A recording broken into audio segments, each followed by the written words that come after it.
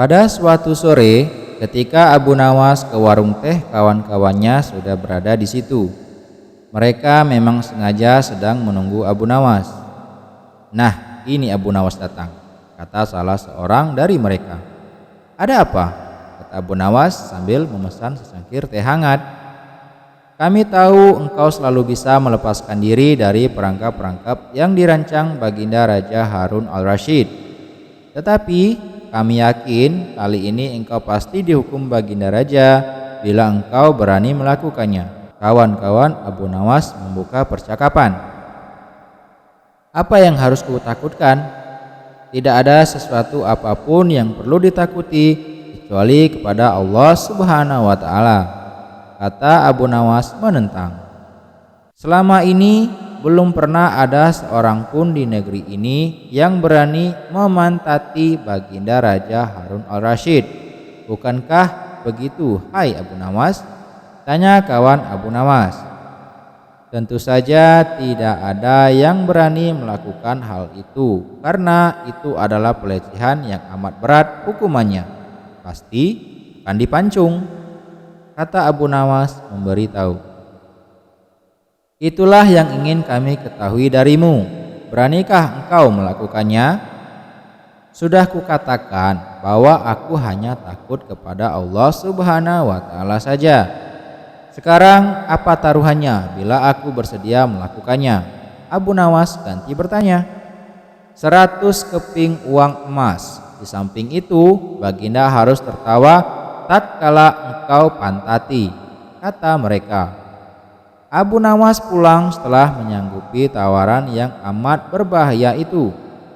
Kawan-kawan Abu Nawas tidak yakin Abu Nawas sanggup membuat Baginda Raja tertawa, apalagi ketika dipantati. Kayaknya kali ini Abu Nawas harus berhadapan dengan Algojo pemenggal kepala. Minggu depan Baginda Raja Harun al-Rasyid akan mengadakan jamuan kenegaraan.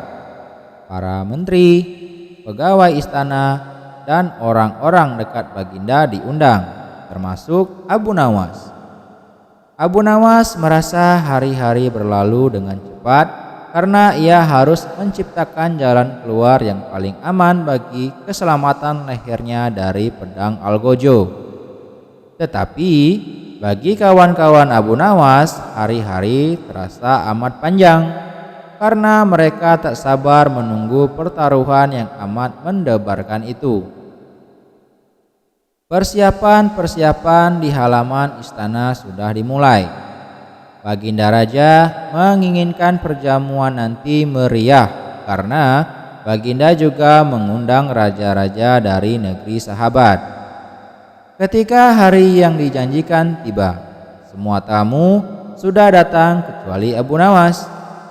Kawan-kawan Abu Nawas yang menyaksikan dari jauh merasa kecewa karena Abu Nawas tidak hadir.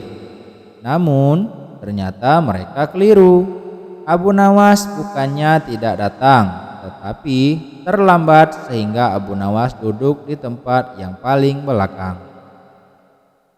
Ceramah-ceramah yang mengesankan mulai disampaikan oleh para ahli pidato, dan tibalah giliran Baginda Raja Harun al-Rasyid menyampaikan pidatonya.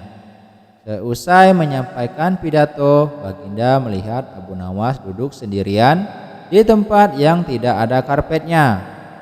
Karena merasa heran, Baginda bertanya, "Mengapa engkau tidak duduk di atas karpet?" "Paduka yang mulia, hamba haturkan terima kasih atas perhatian Baginda. Hamba sudah merasa cukup bahagia duduk di sini," kata Abu Nawas. "Wahai Abu Nawas, majulah dan duduklah di atas karpet. Nanti pakaianmu kotor karena duduk di atas tanah." Baginda Raja menyarankan, "Ampun tuanku yang mulia, sebenarnya hamba ini sudah duduk di atas karpet." Baginda bingung mendengar pengakuan Abu Nawas, karena Baginda melihat sendiri Abu Nawas duduk di atas lantai. "Karpet yang mana yang engkau maksudkan, wahai Abu Nawas?" Tanya Baginda masih bingung. Karpet hamba sendiri tuanku yang mulia. Sekarang hamba selalu membawa karpet kemanapun hamba pergi, kata Abu Nawas seolah-olah menyimpan misteri. Tetapi sejak tadi aku belum melihat karpet yang engkau bawa, kata Baginda Raja bertambah bingung. Baiklah Baginda yang mulia, kalau memang ingin tahu, maka dengan senang hati hamba akan menunjukkan paduka yang mulia, kata Abu Nawas sambil beringsut-ingsut ke depan. Setelah cukup dekat dengan Baginda, Abu Nawas berdiri kemudian menunjukkan potongan karpet yang ditempelkannya di bagian pantatnya. Abu Nawas kini seolah-olah memantati Baginda Raja Harun al-Rasyid.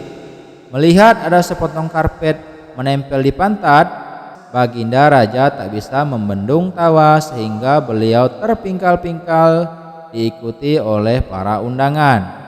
Menyaksikan kejadian menggelikan itu, kawan-kawan Abu Nawas merasa kagum.